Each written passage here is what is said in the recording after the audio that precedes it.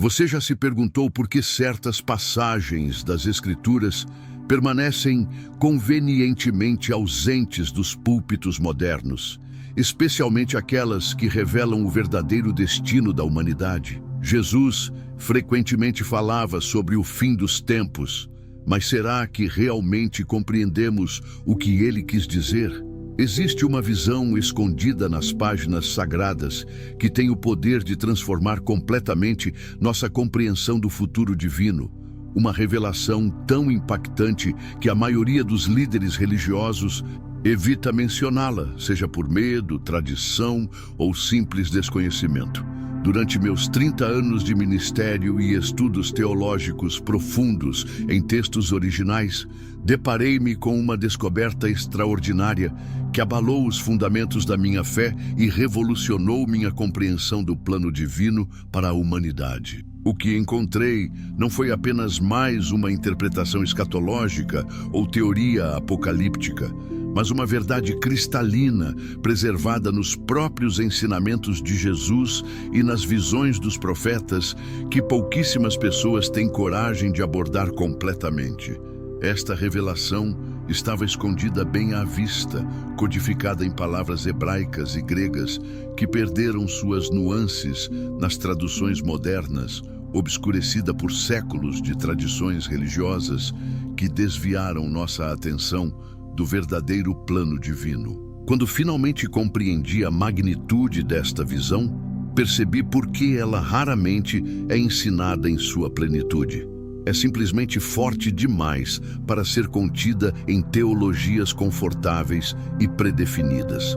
Durante um retiro de oração nas montanhas da Judéia, caminhando pelos mesmos caminhos que Jesus percorreu, experimentei uma clareza sobrenatural enquanto meditava em passagens de Daniel, Ezequiel, João e Apocalipse. Como peças de um quebra-cabeça divino, estas visões proféticas começaram a se encaixar, não em cronologias confusas ou previsões alarmistas do fim do mundo, mas em um panorama grandioso do verdadeiro destino da humanidade, que transcende nossas expectativas religiosas limitadas. O que descobri naquelas montanhas não foi apenas mais uma teoria escatológica, mas uma compreensão coerente e biblicamente fundamentada que responde às perguntas mais profundas da existência humana. Por que estamos aqui? Para onde vamos? Qual é o verdadeiro propósito por trás da história da redenção? A resposta revolucionou minha vida espiritual e transformou completamente meu ministério. Mas também compreendi imediatamente por que poucos pregadores ousam abordar este tema em sua plenitude. Ironicamente, quanto mais estudava os textos originais e a literatura apocalíptica judaica do primeiro século, mais percebia que esta visão não era de forma alguma uma novidade ou heresia moderna. Estava ali desde o início, preservada nos ensinamentos de Jesus, nas cartas de Paulo e nas visões de João. Esta compreensão do futuro da humanidade foi, na verdade, a esperança central dos primeiros cristãos, antes de ser gradualmente obscurecida por filosofias gregas, política romana e interpretações literais que perderam o significado simbólico profundo destes textos. Quando Jesus ensinou sobre oração, ele nos instruiu a pedir: venha o teu reino, seja feita a tua vontade, assim na terra como no céu. Mas já paramos para considerar plenamente o que isso significa? O que exatamente é este reino? Como será quando a vontade de Deus for manifestada na terra exatamente como é no céu? A resposta está codificada naquela visão profética que poucos pregadores ousam explorar completamente. Nas próximas horas, vamos mergulhar nas profundezas das Escrituras para redescobrir esta visão transformadora que revela o verdadeiro destino da humanidade. Não estou falando de apocalipse no sentido convencional de destruição final, nem de arrebatamento como tipicamente apresentado na cultura popular. Estou falando de algo muito mais profundo, muito mais esperançoso e infinitamente mais transformador. Uma visão que está tão claramente preservada nas Escrituras que você se perguntará como nunca a viu antes. Esta revelação tem o poder de transformar não apenas sua compreensão teológica, mas sua vida diária de oração, sua experiência de adoração e, principalmente, sua perspectiva sobre o significado último de sua existência neste planeta. É uma visão que traz propósito transcendente para cada momento presente e ilumina o verdadeiro significado da história da redenção desde o Gênesis até o Apocalipse. Se você chegou até aqui, sinto que o Espírito Santo está despertando algo profundo em seu coração. Uma fome pela verdade que transcende interpretações superficiais e tradições religiosas confortáveis. Antes de revelarmos esta visão transformadora sobre o destino da humanidade, quero fazer algo extremamente poderoso com você neste momento. Nos comentários abaixo, escreva "Ore comigo por revelação" e acrescente uma palavra que descreva seu maior questionamento espiritual sobre o futuro. Pode ser propósito, eternidade, salvação, julgamento, céu ou qualquer conceito que mais te intriga sobre o plano final de Deus. Nossa equipe de intercessores e eu dedicaremos tempo específico de oração sobre cada comentário, pedindo que o Espírito de revelação ilumine seu entendimento espiritual enquanto exploramos juntos esta visão extraordinária. A importância da oração neste momento não pode ser subestimada. Jesus mesmo disse que quando o Espírito da verdade vier, ele os guiará a toda a verdade. Algumas revelações espirituais simplesmente não podem ser acessadas apenas pelo intelecto ou estudo acadêmico. Requerem iluminação sobrenatural. É por isso que Paulo frequentemente orava pelos crentes de Éfeso, pedindo que os olhos do vosso entendimento sejam iluminados, para que saibais qual é a esperança do seu chamamento e quais as riquezas da glória da sua herança nos santos. O que estamos prestes a explorar não é apenas informação teológica, mas uma revelação transformadora que precisa ser espiritualmente discernida. Quando oramos juntos por este discernimento, criamos uma atmosfera onde o véu que cobre estas verdades pode ser removido. Muitos estudaram estas mesmas passagens por décadas sem perceber seu significado mais profundo, simplesmente porque abordaram o texto apenas com ferramentas intelectuais, sem o discernimento espiritual que vem através da oração. Se você ainda não está inscrito neste canal, este é o momento crucial para clicar em inscrever-se e ativar o sininho de notificações. Esta mensagem sobre o destino da humanidade não é algo que pode ser completamente abordado em um único vídeo. Nas próximas semanas, lançaremos uma série completa explorando cada dimensão desta visão profética.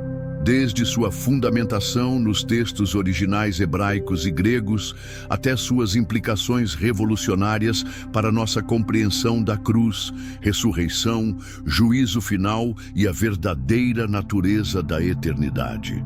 Você não pode perder um único episódio desta série que reorganizará completamente seu entendimento do plano divino. E se algo dentro de você já está ressoando com essa introdução, se você sente que estamos prestes a abordar questões que você sempre teve, mas raramente encontrou respostas satisfatórias, por favor, deixe seu like neste vídeo agora mesmo. Cada like não apenas ajuda este conteúdo a alcançar mais pessoas sedentas pela verdade, mas é também sua declaração pessoal de que você está aberto para que o Espírito Santo expanda sua compreensão além dos limites de interpretações tradicionais. É seu sim profético para uma jornada de descoberta que pode transformar fundamentalmente sua visão do propósito divino. Daqui a pouco, vamos mergulhar nas profundezas dos textos originais e desvendar esta visão extraordinária sobre o destino da humanidade que pouquíssimos pregadores abordam em sua plenitude.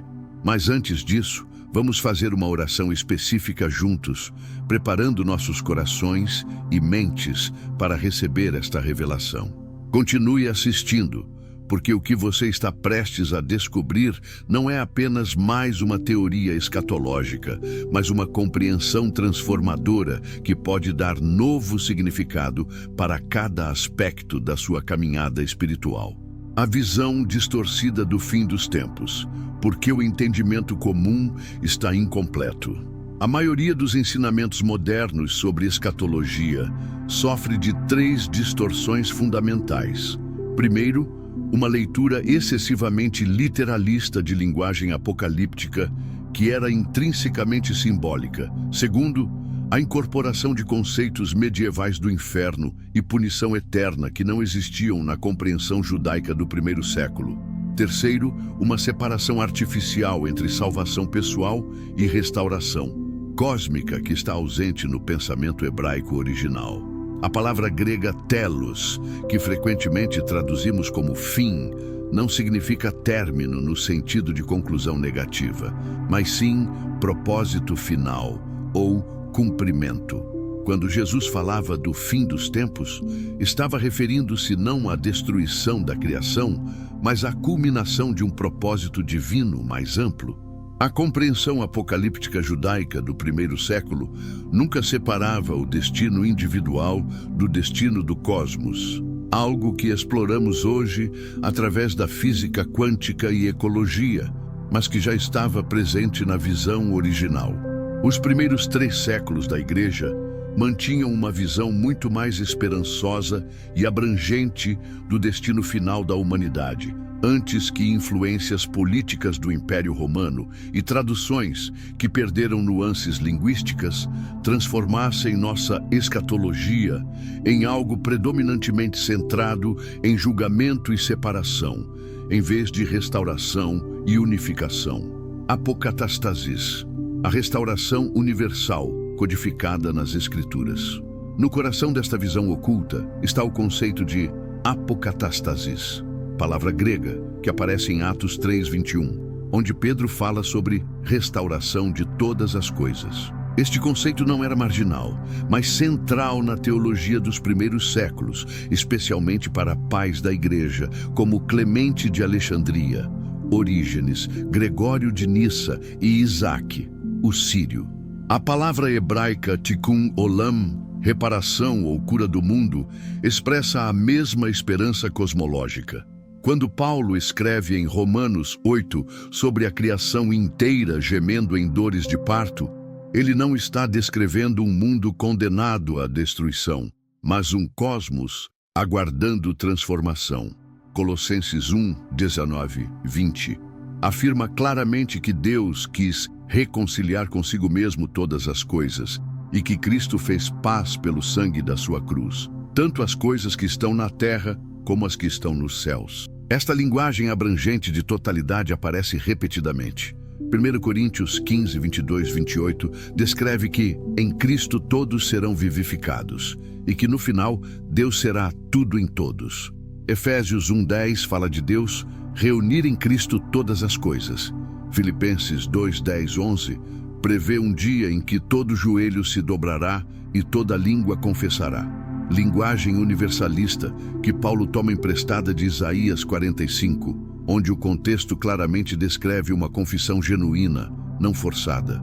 A visão apocalíptica judaica não previa uma separação eterna entre salvos e condenados, mas uma purificação universal e restauração final de toda a criação. Visão que foi gradualmente obscurecida por traduções que não capturavam a força das expressões universalistas do texto original.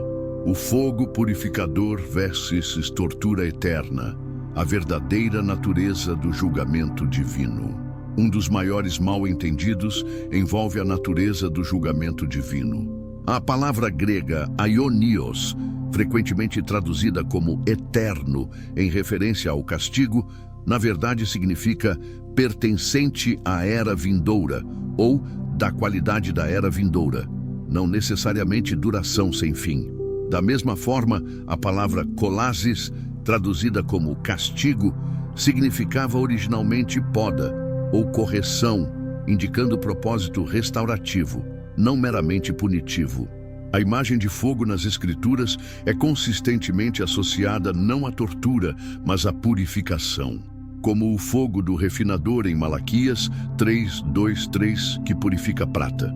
O próprio Jesus utiliza a imagem do fogo de Gehenna, referência ao vale de Hinnom, lixão fora de Jerusalém, onde o fogo queimava continuamente para purificar o lixo, não para torturar.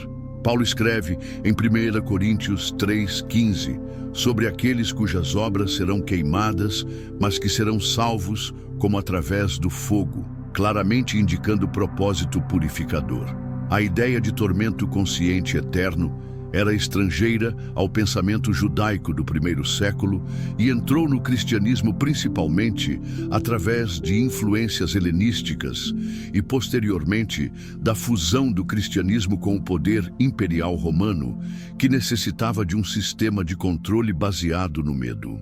Os pais orientais da Igreja consistentemente interpretavam o juízo como fogo purificador, destinado à restauração, não como tortura vindicativa.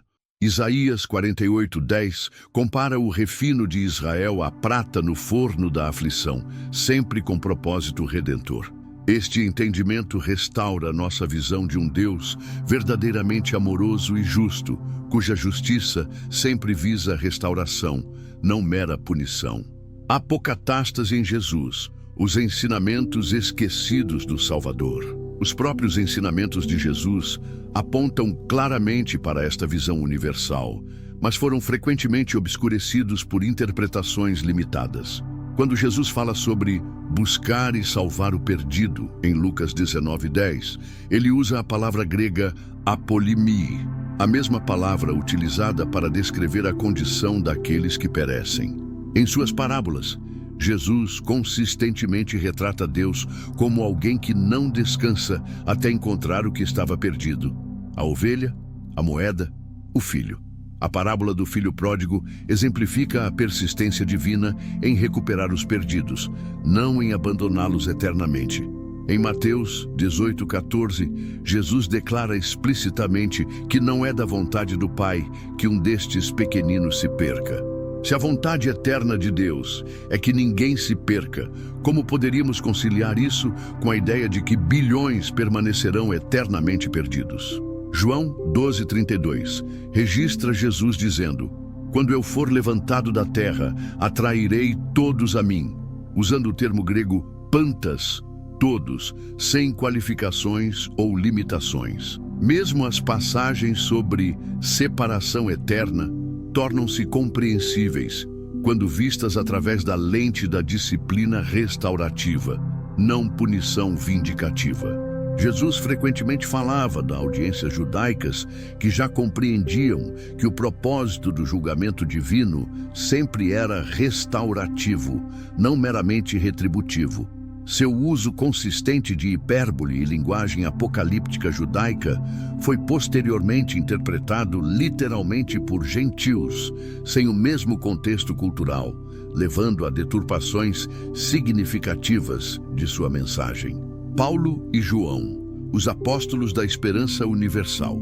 Os escritos de Paulo e João contêm algumas das declarações mais claramente universalistas do Novo Testamento. Paulo declara em 1 Timóteo 2:3-6 que Deus deseja que todos os homens sejam salvos e que Cristo se deu a si mesmo em resgate por todos, sem qualificações. Em Romanos 5:18, ele estabelece um paralelo entre Adão e Cristo, afirmando que, como por uma só ofensa veio o juízo sobre todos os homens para condenação, assim também, por um só ato de justiça, veio a graça sobre todos os homens para a justificação de vida. Um claro paralelismo que perde força se o escopo da redenção for menor que o escopo da queda. Em 1 Coríntios 15:22, Paulo é ainda mais explícito.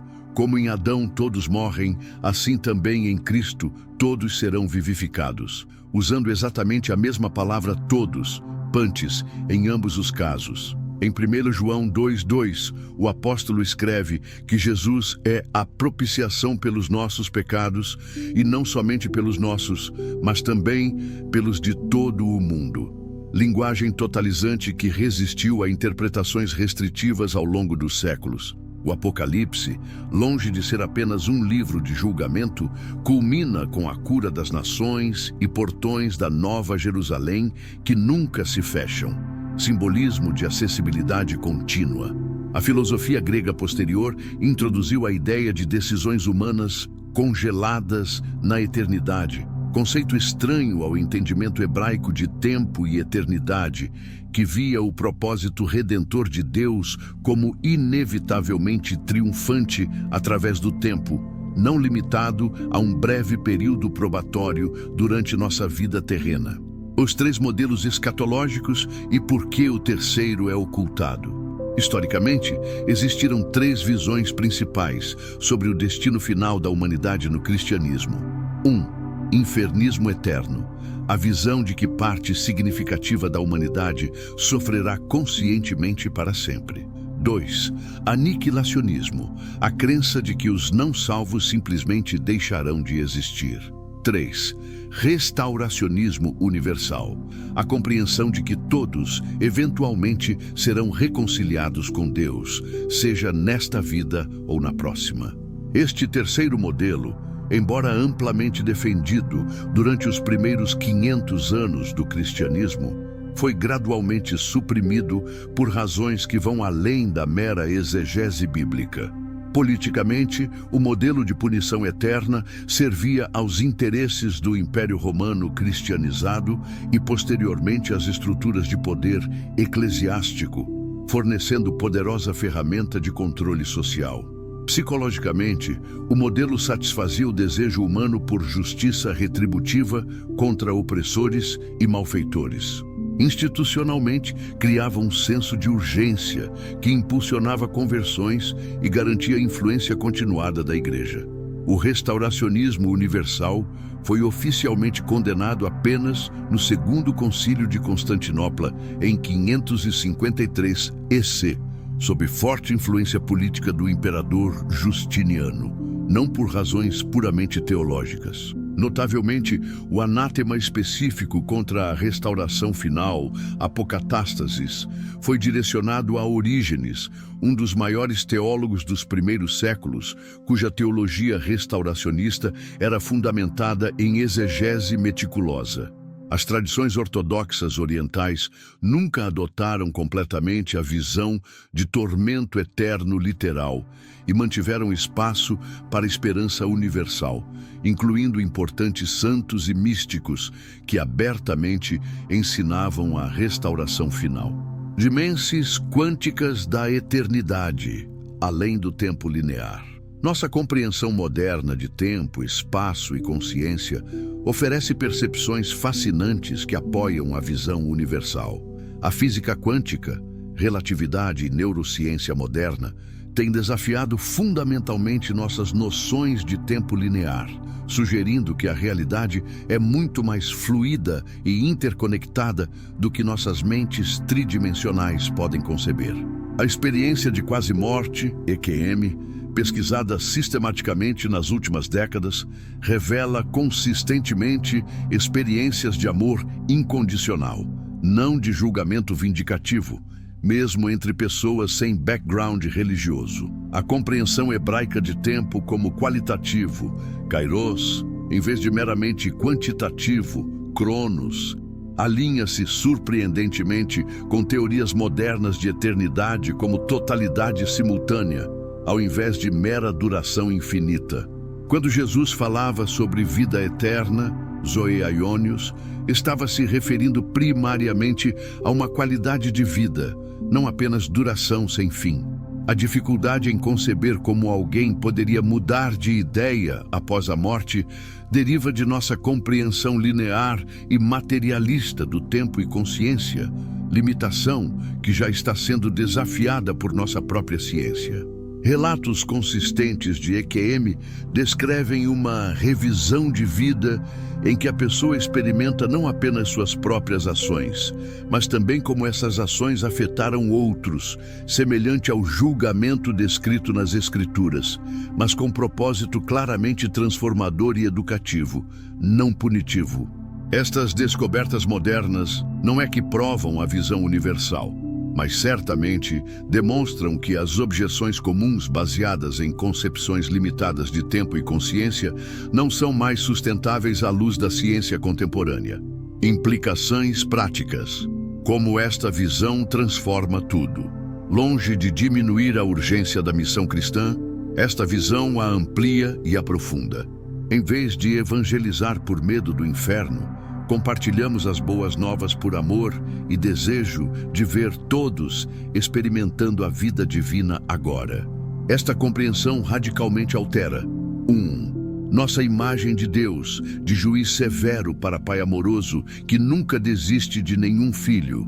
2. Nossa abordagem à oração, não mais negociando por salvação, mas cooperando confiante com o propósito restaurador divino. 3. Nossa relação com não-cristãos, sem medo ou condenação, mas parceria na jornada em direção à verdade final. 4. Nossa experiência de adoração, não mais baseada em alívio por escapar da condenação, mas gratidão pelo amor que eventualmente restaurará tudo. 5. Nossa abordagem à justiça social, não como atividade secundária, mas participação direta no trabalho restaurador de Deus. 6. Nossa atitude em relação ao fracasso pessoal, não autocondenação, mas confiança no propósito purificador e educativo de toda a disciplina divina. 7. Nossa capacidade de perdoar, derivada da certeza de que todo mal será eventualmente transformado, não meramente punido. Como C.S. Lewis apontou, a essência da escolha não é entre prazer temporário e dor eterna, mas entre alegria temporária imperfeita e a alegria completa para a qual fomos criados. Viver à luz desta compreensão não diminui o Evangelho, mas restaura seu significado original como boas novas, genuínas para toda a criação. Os pais da Igreja silenciados, vozes restauracionistas através dos séculos. Embora frequentemente ignorado em seminários modernos, o restauracionismo universal foi posição dominante entre os primeiros teólogos cristãos, especialmente os que liam os textos originais em grego. Clemente de Alexandria, 150-215 EC, ensinou que todo castigo divino é medicinal e visa a salvação. Orígenes, 185-254 EC, possivelmente o maior intelectual dos primeiros séculos, desenvolveu elaborada teologia da restauração universal baseada em exegese meticulosa. Gregório de Nissa, 335-395 EC, considerado pilar da ortodoxia e figura-chave no Concílio de Constantinopla, onde o credo niceno foi finalizado, ensinou abertamente a restauração final de todos.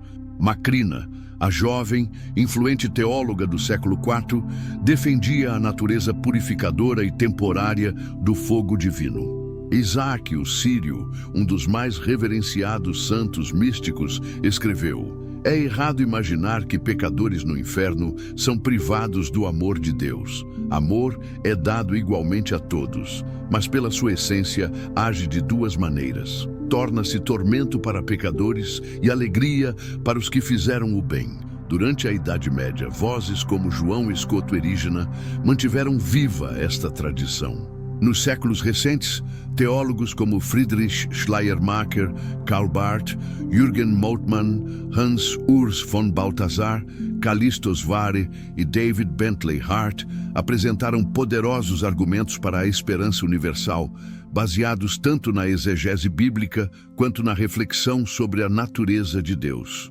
Mesmo no evangelicalismo contemporâneo, vozes como Thomas Talbot, Robin Parry, Bradley Jersak e Richard Rohr têm apresentado argumentos biblicamente fundamentados para o restauracionismo universal. Esta rica tradição demonstra que a visão universal não é uma novidade moderna, mas um entendimento que foi parte central da reflexão cristã desde o princípio. Respondendo às objeções. Por que esta visão é biblicamente sólida? 5 objeções principais são frequentemente levantadas contra a visão universal. 1. Contradiz textos sobre punição eterna. Resposta.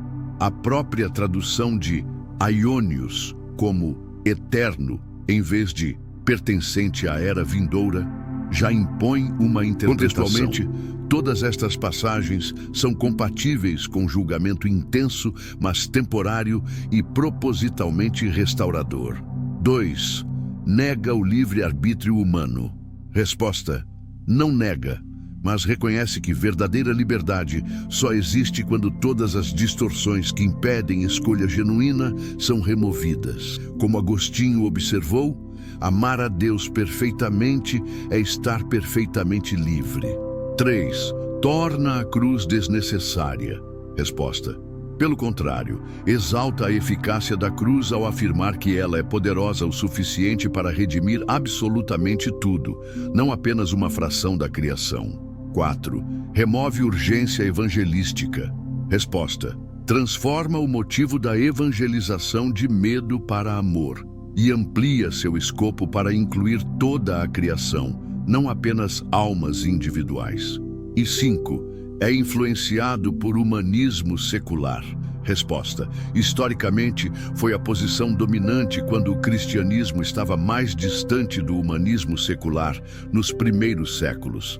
É nossa visão atual de tormento eterno que foi profundamente influenciada por necessidades políticas medievais. O restauracionismo universal não ignora passagens sobre julgamento, mas as coloca no contexto amplo do arco narrativo bíblico, que começa com criação boa em Gênesis 1 e termina com restauração universal em Apocalipse 21:22, onde a árvore da vida produz folhas para a cura das nações, e os portões da Nova Jerusalém nunca se fecham. Esta visão honra tanto a justiça de Deus quanto o seu amor, reconhecendo que a justiça divina sempre visa restauração final, não vingança eterna. Se você chegou até este ponto, acredito profundamente que não foi por acaso. Há uma fome espiritual emergindo em nossos dias por uma compreensão mais plena, mais coerente e mais esperançosa do plano divino. Uma visão que honre tanto a justiça inquestionável de Deus, quanto seu amor infalível, que nunca cessa, e tudo sofre, tudo crê, tudo espera, tudo suporta. Nos comentários abaixo, convido você a escrever estas palavras: eu senti a voz de Deus neste vídeo, e compartilhar qual aspecto desta revelação mais ressoou em seu espírito. Foi a descoberta do significado original de palavras como aionios e colasses? Foi o testemunho dos pais da igreja que mantiveram viva esta esperança universal? Ou talvez foi a compreensão de como esta visão transforma fundamentalmente nossa imagem de Deus, de nós mesmos e de toda a criação? Seu testemunho não é apenas para mim ou para outros espectadores. É uma declaração pública que pode liberar outras pessoas das limitações de teologias baseadas no medo que obscureceram a verdadeira magnitude das boas novas. Quando você compartilha como esta revelação tocou seu coração, está participando ativamente no desdobramento desta visão restauradora, que Paulo descreveu como o mistério oculto desde os séculos, mas agora sendo revelado. Colossenses 1:26. Se esta mensagem despertou algo profundo em seu espírito, uma compreensão que talvez você já intuía, mas não encontrava articulada teologicamente, clique agora mesmo no botão de inscrição e ative o sininho para todas as notificações. Esta foi apenas a introdução de uma série expansiva, onde exploraremos cada dimensão desta visão restauradora do destino humano. Seu like neste vídeo não é apenas um gesto digital, é uma declaração profética de que você está aberto a uma compreensão mais abrangente do plano divino, que transcende as limitações de teologias baseadas no medo. É seu sim a possibilidade de que o Evangelho seja genuinamente boas novas para toda a criação, não apenas para uma fração dela. Cada like também amplifica algoritmicamente esta mensagem, permitindo que alcance outras pessoas que têm secretamente questionado as inconsistências das interpretações convencionais. Antes de encerrarmos, gostaria de fazer uma oração específica sobre você. Pai Celestial, agradeço por cada pessoa que foi guiada a esta mensagem. Peço que o espírito de sabedoria e revelação ilumine os olhos do entendimento de cada um, para que possam contemplar a largura, o comprimento, a altura e a profundidade do amor de Cristo, que excede todo conhecimento. Que qualquer obscuridade teológica baseada no medo seja dissipada pela luz resplandecente da esperança que está no centro do Evangelho. Que cada pessoa experimente a libertação que vem de conhecer a verdade sobre teu caráter perfeitamente amoroso e teu propósito inquebrantável de restaurar todas as coisas em Cristo. Em nome de Jesus, que é o Salvador não apenas de alguns, mas verdadeiramente o Salvador do mundo inteiro. Amém. Lembre-se, esta revelação não diminui a seriedade do pecado ou a realidade do julgamento divino. Pelo contrário, ela restaura seu verdadeiro propósito, não como expressão de vingança divina, mas como manifestação de amor disciplinador que nunca desiste até que cada filho perdido retorne ao lar, até que cada joelho se dobre em adoração genuína e até que Deus seja verdadeiramente tudo em todos. 1 Coríntios 15, 28. Compartilhe este vídeo com alguém cuja compreensão de Deus tem sido obscurecida por imagens de condenação eterna. Sua decisão de compartilhar pode ser exatamente o que liberta outra pessoa para finalmente conhecer o Deus que é exatamente como Jesus o revelou. Perfeito em amor, incansável em buscar o perdido e absolutamente determinado a restaurar tudo o que foi quebrado. Que a graça de nosso Senhor Jesus Cristo, o amor de Deus e a comunhão do Espírito Santo estejam com você, enquanto continua a explorar as riquezas insondáveis deste mistério glorioso que agora está sendo revelado em nossos dias. Continue sua jornada de descoberta assistindo ao próximo vídeo agora mesmo.